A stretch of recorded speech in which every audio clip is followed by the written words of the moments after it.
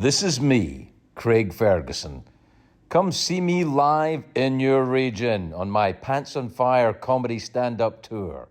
For the full list of dates and tickets, go to thecraigfergusonshow.com. VIP meet and greet packages are available as well. Come say hi and have a laugh. Ha. Hello everyone, welcome to the Joy Podcast. My name is Craig Ferguson. I am your host for the Joy Podcast today and every day. And I'm also your guest for the Joy Podcast today and every day. Today is a sunny day in Balamory. Balamory is not, of course, where I am. It's the name of a children's TV show in Scotland that my kids used to watch when we were in Scotland. And they would say, what's the weather like in Balamory today? And today they would say it was a sunny day. Oh, you know how kids programs work. Anyway, that's not the point. The point is this. It's a beautiful, nice day here today. And that's very pleasant to be around because it's been a bit grim up north. I'm up northeast in New England. Oh, New England. Now, I've been watching, because I've been snowed in a bit, I've been watching the Love Story on the Hulus with my wife. Now, Hulu is a division of Disney. Now, it used to be ABC. I don't know, they're all owned by, I don't know, Warner's or something now, or Ford. Anyway, the Love Story show is about, it's not the old Love Story movie. I'm not talking about that. Love Story movie was made in the 1970s. It was one of two movies that actually were commissioned by the late Robert Evans, who I worked with at some point. Robert Evans was a sort of B-movie actor who became the head of Paramount Studios, who saved the studios by commissioning two films that year. He commissioned a movie because Paramount Studios was going to be sold to the graveyard next door. They wanted to extend the graveyard. The graveyard, which is still there, but also Paramount Studios is still there. And Paramount Studios was going out of business, and they let Robert Evans run the studio for a little bit. I think it was 1974. And he commissioned two films. He commissioned a film called Love Story, and he commissioned a film called The Godfather. Both of those films did pretty well. So, and he saved the studios. And he wrote a book called The Kid Stays in the Picture, which is the best audiobook you will ever hear, by the way. If you're kind of like, I'm not sure about audiobooks, or I don't know if I want an audiobook, the audiobook of Robert Evans' autobiography, The Kid Stays in the Picture, is fantastic because Evans had a great voice. And I worked with him a little bit. He had a sweetheart deal at Paramount Studios. And back in the day, in the 1990s, I think, or maybe the early 2000s, I had a 3-picture writing deal at Paramount. I was working on the Drew Carey Show, but I was also working as a writer because I had written some movies that I had done some pretty well, and I had what's called a 3-picture deal. And what it meant was Paramount would pay me a bunch of money, and I would write 3 different movie scripts for them, which I did. I actually wrote more. I think I wrote about 6, but none of the movies were made because that's what happens most of the time in sweetheart deals in Hollywood. You know, I mean, you see like people say, oh, I've got a huge deal. They get a huge deal at Netflix, and then they don't make anything, or they do a reality show or something.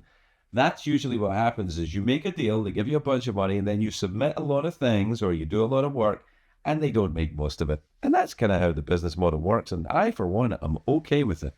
I mean, there's got to be a better way of doing it, but I don't know what it is. Anyway, at Paramount in the late 90s or early 2000s, I can't really remember when, Robert Evans had a sweetheart deal because he had, saved the studio back in the day. He became, the studio was taken over. I think it was being run by Sherry Lansing at the time, was the woman who was running the studio, who I had a couple of meetings with. It was a bit scary, but very nice. She was married to Billy Friedkin, who directed a bunch of movies. I think he did The French Connection, and I think he did The Exorcist. I'm not sure. Anyway, but I had a sweetheart deal. I didn't have a sweetheart deal. I had a 3-picture deal. A sweetheart deal is a different deal. A sweetheart deal is what Robert Evans had at Paramount. And Robert Evans had a sweetheart deal at Paramount because he had saved the studio. And a sweetheart deal means they give him a studio, they give him an assistant, they give him an office, a suite of offices, and an assistant, and they paid his bills, and they paid him a bit of money every year. And basically, they just kind of kept him solvent and gave him somewhere to go during the day. And Robert Evans was a legendary figure in Hollywood, a bit of a scary man in many ways. And the first time I had to visit him, I had to go and visit him at his house. He had a house in the Hollywood Hills. And I went to visit him, and when I came back, somebody at Paramount, I can't remember who it was, the executive I was working with at Paramount, said, "Was the fountain on?" I said, "Yeah, the fountain was on," because when you went, the fountain was on. He said, "Oh, he must like you then," because he would only turn the fountain on if he thought you were important. So the fountain was on for me. I never went back a second time. I suspect later on the fountain would have been turned off. But I had a meeting with him because he had an idea for a movie which we never wrote. And we never went any further than a couple of discussions. But basically, he had found an old story or an old newspaper clipping or something from the New York Times years and years ago that basically it was a story that for some reason some old Scottish family might own the island of Manhattan, and he wanted to write a movie about they claimed the island and all that, a kind of one of these movies that were done at the time, like Saving Grace, which is what I wrote, or The Full Monty, or those kind of things, like sort of kind of quasi-Ealing comedies, British comedies that were kind of popular in the 1950s and then kind of had a resurgence in the 1990s. The Band went uphill and came down a mountain, and a bunch of other films. Anyway, Robert Evans, yes. So Robert Evans commissioned a film in the 1970s when he was running Paramount Studios, and the film was called Love Story. It's not the love story I want to talk to you about. That love story, that movie was a schlocky. Ryan O'Neal and an actress whose name escapes me, super famous, and for some reason that's my fault. Anyway, I'm sure you will know what it is, and I look forward to your comments. But what was her name? Never mind. Anyway, he commissioned that movie called Love Story. And Love Story, it was a kind of tragic love story about two people who fell in love and it didn't work out. And in the byline, the kind of tagline for the movie was very famous. It was, "Love means never having to say you're sorry," which, of course, anyone who's been in a relationship in their life knows that that is the opposite of what's true. Love, particularly if you're in a relationship, means pretty much having to say sorry a lot, even when it's not your fault. And in fact, especially when it's not your fault, just say sorry.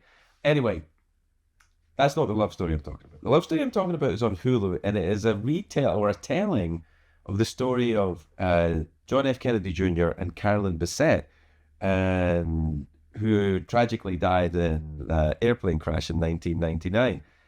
And it is the story of their relationship. And I have to say, look, it wasn't my idea to watch it. I think you know what I'm saying. I didn't say, let's watch that, we're snowed in. But we watched it. Me and someone I'm in a relationship with, who I say I'm sorry to a lot, even when it's not my fault.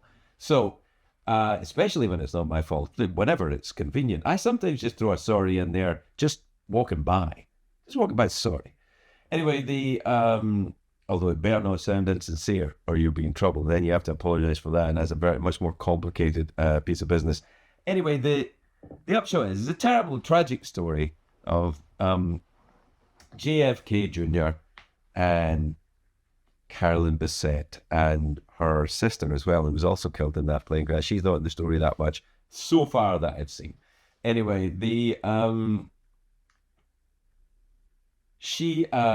so we were watching this thing, and I was thinking, gosh, the Kennedys, my goodness, what?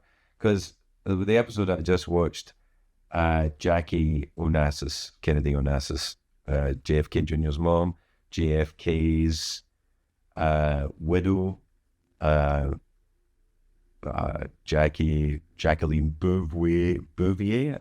Anyway, she dies in the episode, and it was very sad. Um, I was thinking of the tragedy of the Kennedy family, and that for some reason I got into an argument with the person I was watching it with, who I say sorry to a lot. I said, it's terrible, the tragedy of the Kennedys. I believe one of them was eaten by a shark. And she said, no, they weren't. There's never been a Kennedy eaten by a shark. Now, in my mind, I was convinced that a Kennedy had been eaten by a shark. And I still, I had to go on Google, and was a Kennedy ever eaten by a shark? No is the answer. Then I went on to the AI bit of Google, and I got in a bit of an argument with AI. I was like, was there a Kennedy eaten by a shark? And the AI was like, no. There was somebody called Kennedy who was sadly eaten by a shark, but no relation to the famous Kennedys. And I was like, that, I'm sure I heard about a Kennedy getting eaten by a shark. Anyway, I would like to start a rumor that there was a Kennedy eaten by a shark, even though it didn't happen, because I lost an argument with someone who then lorded it over me, and now I have to watch the rest of this series about JFK Jr. and Carolyn Bessette and their airplane. I think it was interesting about that, though. The plane crash that they were in, he was piloting the plane. And that was in 1999. Now, when I got my pilot's license in 2008 during the writer's strike in California, because I was on strike. So I didn't have anything to do. I couldn't work. And the deal that the writers, the WGA, the Writers Guild, had at the time was, if you're a member of the union, you shouldn't be writing at all. I was like, oh, okay.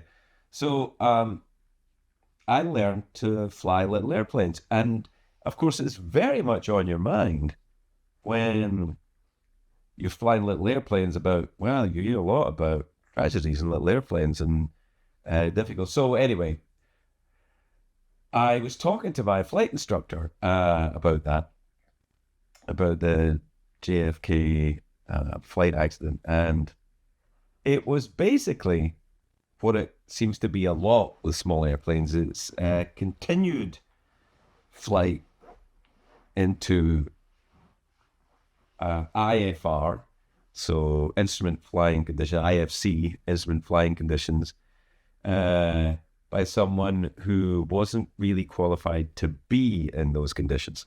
And that happens quite a lot. It was a bunch of things. It was I haven't read the NTSB thing on it, and I certainly, no one deserves that. But there was a lot of mistakes made along the way. And so what they do in aviation when you're learning is they try to teach you how to not make these mistakes. So part of the flying instructor, because he went into what's called a graveyard spiral for obvious reasons.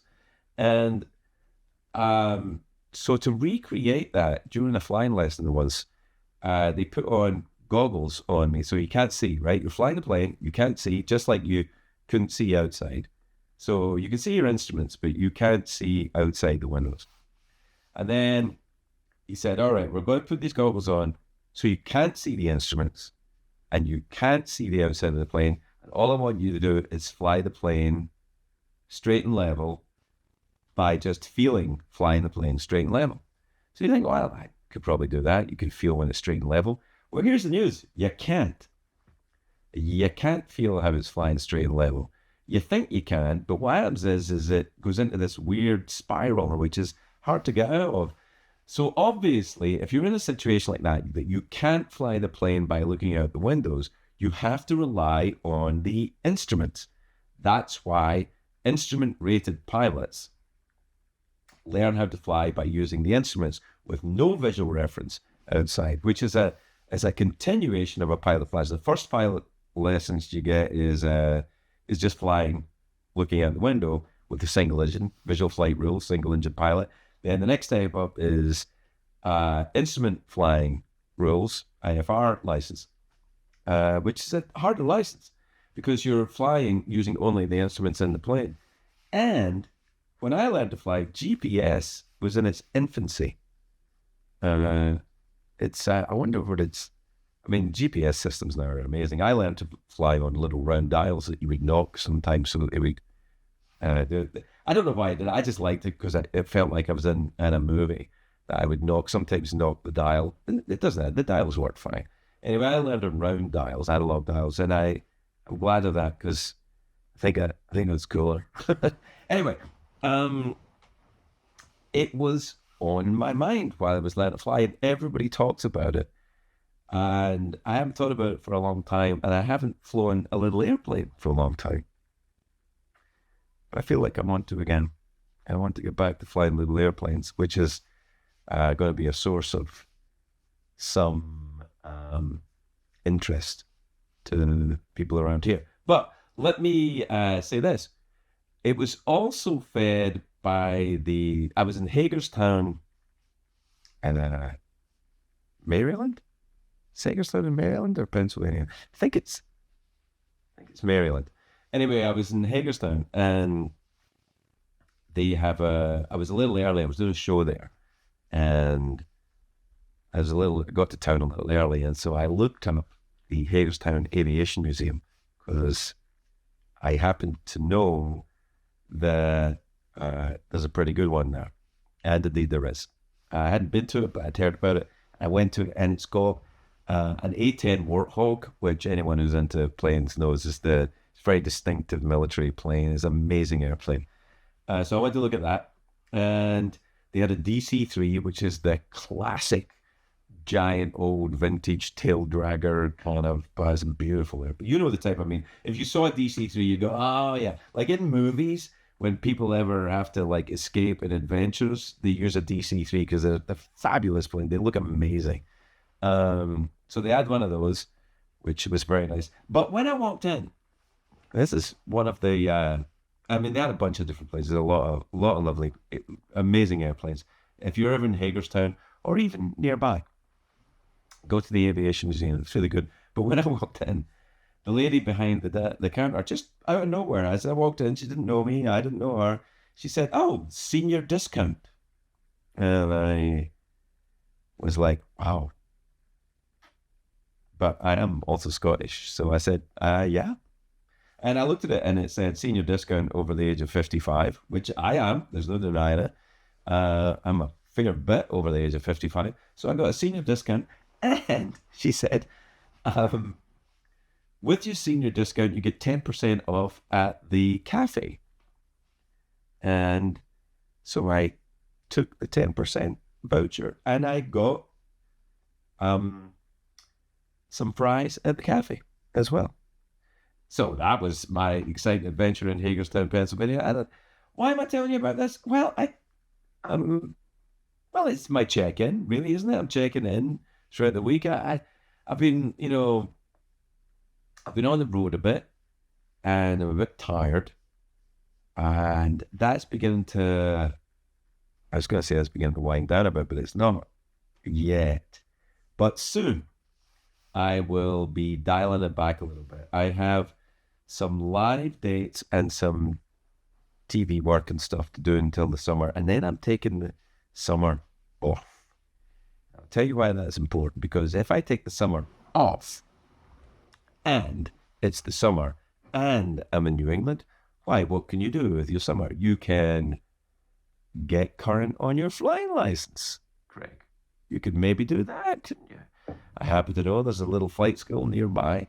And look, flying is, first of all, it sounds like it's super expensive. It's not cheap, but it's about as expensive as joining a golf club or something. I mean, it's not like you have to buy a plane. You rent planes and flying schools and stuff. So it's not like I'm flying around in big giant jets or anything. You go and you get a Cessna 172 or something, and that's where I learned to fly and fly it around, and it's a lot of fun. And it's really a beautiful thing to do. And I only got into it because I was frightened of it. Isn't that funny? I only got into flying because I was frightened of it. And I've told this story many times of how Kurt Russell got me into it, and you can find that story everywhere, and I wouldn't bore you with it again today. And it's not a boring story. I just assume you've heard it before. And if you haven't, you can find it somewhere else. I've told it on multiple podcasts, probably this one as well. I've done a lot of podcasts recently, and I'm okay with that. I did Tom Papa's podcast. The nice thing about doing Tom's podcast is that he gives you a loaf of bread. I mean, it's called Breaking Bread with Tom Podcast. Tom Podcast. You know what? It'd be good if his name was Tom Podcast. Then, it'd be well suited to be like, if your name's John Comedian and you're a comedian. Anyway, why isn't there a John Comedian? I suppose there's a Mr. Comedy or something. Anyway, when you do Tom Papa's podcast, because his podcast it's called Breaking Bread, i.e. you sit down and you talk, and Tom likes to bake bread and he's good at it, and he bakes you a loaf of bread. And I have to say, it's delicious. Which leads me on to something else that's been happening this week, which is, because we've been snowed in, the person that makes me watch the Love Story show on Hulu also is into baking bread. And because we've been snowed in, she has been baking bread. I have to say, it's fantastic. I love it. And it's, I think I may have gained a bit of weight. I gain weight so easily. And as I get older, it seems to be getting easier and easier to gain weight. Or maybe I just like eating more. I do like to eat. And I find it difficult not to. I've got a sweet tooth. So if I have bread, it's always nice to have chocolate on it.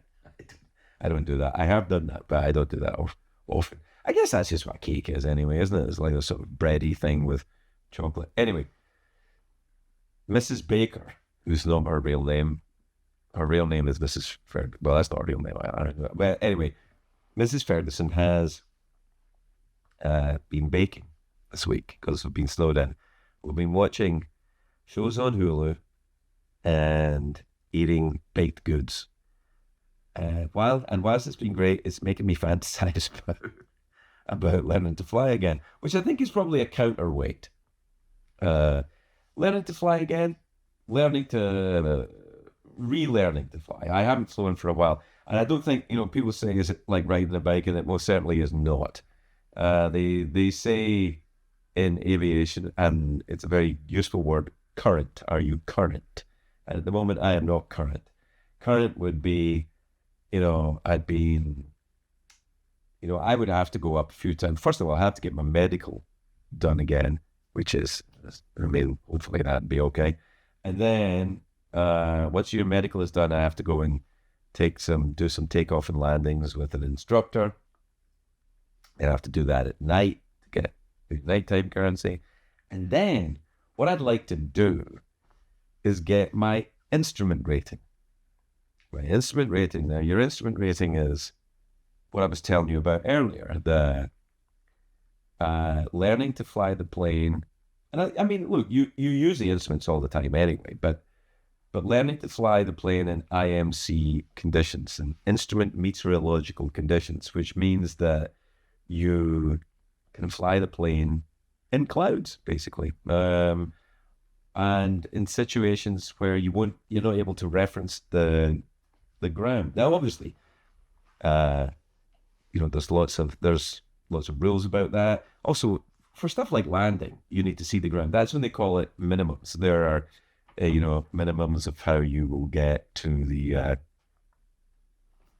to be able to see the ground to land on it. I think it's like 500 feet, 400 feet, something like that. Depends on the airport and where you are. Clearly, I have a lot of book studying to do to get back into aviation. But the reason why I like aviation, and why I like aviation as a pilot, is because it is the opposite. One of the reasons I like it is the opposite of show business. It's the opposite of, it's not about your opinion or your taste.